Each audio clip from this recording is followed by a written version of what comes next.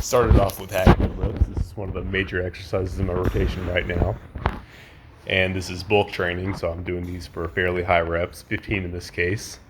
I don't necessarily think that high reps necessarily physiologically build mass better. I think there's benefit in low reps as well, but practically they have a lot of advantages.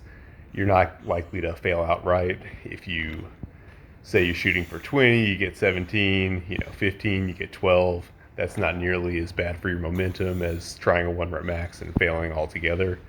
I mean, you can still come back from that. You're less likely to get injured, which kills your momentum even worse. And generally, it's a little bit easier to make progress. If you did 15 reps one week, you could probably squeeze out 16 the next time. Whereas if you're doing 1 rep maxes, you might not necessarily be able to add 5 or 10 pounds each time. So that's why I tend to prefer high reps on bulks. I'm doing the hack deadlifts both because I think there's benefit in all kinds of deadlifts. Each one has different stress points.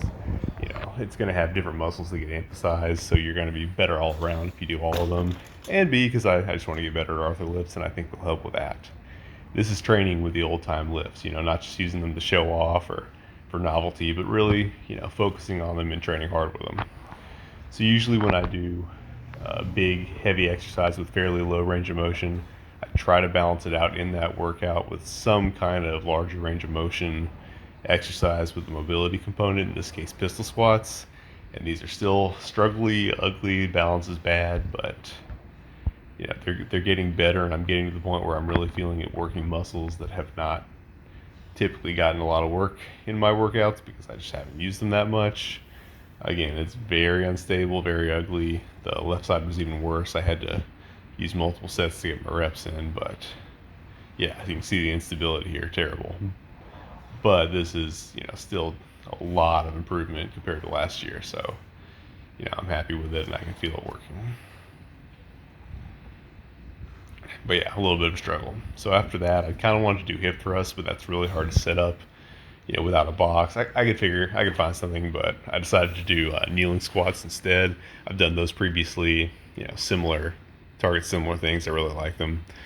Obviously, I don't have a rack, so we did Zerchers, and this is 365 here. That worked out very nicely.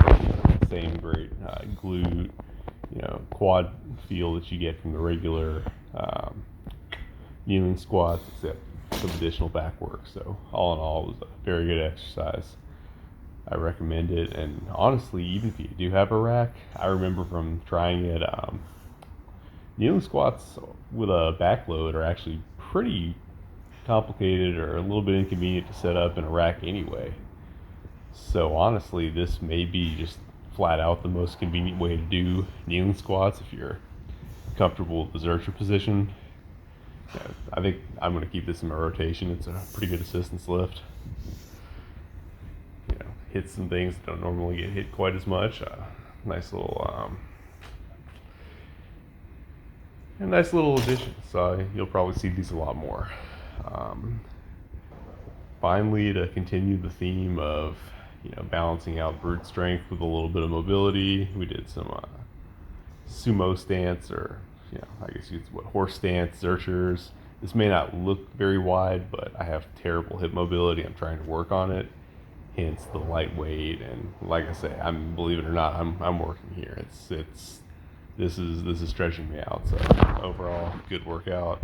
Checked all the boxes. So this is a great example of how one of my workouts really ought to go, using these unconventional exercises to train in a